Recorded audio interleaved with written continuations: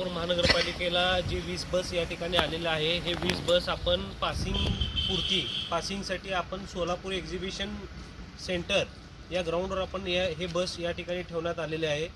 आज दिव्य मराठीला जी काही बातमी लागली की 300 रुपयाचे जी लॅम्प आहे, 300 रुपयाचं लॅम्प आहे, ते इन्स्पेक्शनमध्ये या ठिकाणी काहीतरी त्या ठिकाणी आढळलं नाही असं त्यांच्याकडनं बातमी आलेली होती, पण ती अत्यंत चुकीची बातमी आहे. आज आम्ही सर्व पदाधिकारी या ठिकाणी पक्षनेते असतील, आनंदजी नेते जाधव असतील, माजी महापौर यन्नमते असतील व नियंत्रण अधिकारी असतील, या ठिकाणी आम्ही व्हिजिट केली, आम्ही माहिती घेतलं. पण या ठिकाणी कंपनीकडनं जो साधा सगळ्या बसेसला या ठिकाणी, आणि कंपनीचा या ठिकाणी माणूस आहे, सगळ्या बसेसला तो जो छोटा लॅम्प असतो 300 रुपयाचा तो त्या ठिकाणी आहे.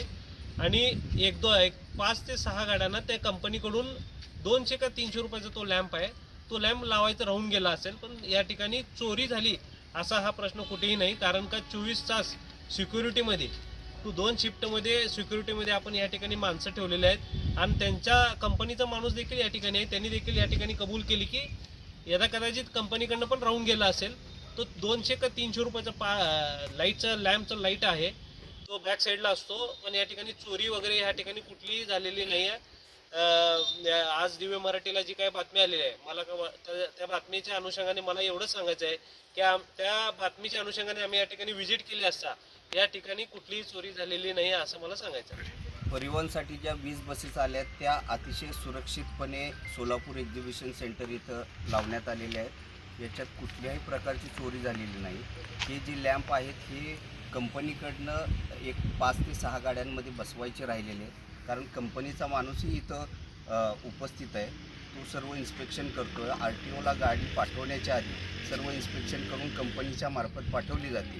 त्या सगळ्या गोष्टी इथं बघितल्या जातात. आणि सगळ्यात महत्त्वाचं, या गाड्यांना जे लॅम्प म्हणले जात आहेत, ह्या गाड्या सगळ्यांना चावी लावलेली कुलूप आहे, म्हणजे चावी उघडल्याशिवाय हे उघडू शकत नाही. आणि हा लॅम्प आहे तो आतमध्ये आहे, म्हणून हा लॅम्प मिसिंग झालेला आहे. त्यांचंही म्हणणं, कंपनीच्या लोकांचंही म्हणणं आहे की हे चुकून राहू शकतं. ही त्याच्यातनं राहिलेली आहे. गाड्या पूर्णपणे सुरक्षित आहे.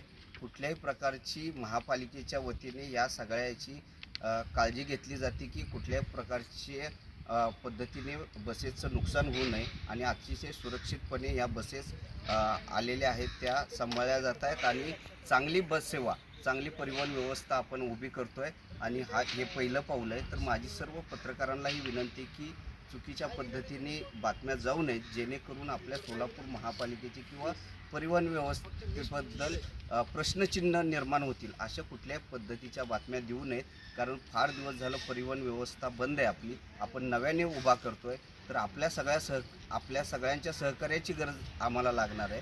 तर जेणेकरून अशा चुकीच्या निगेटिव्ह बातम्या येऊ नये यासाठी आपण सगळ्यांनी काळजी घ्यावी अशी मी विनंती करतो.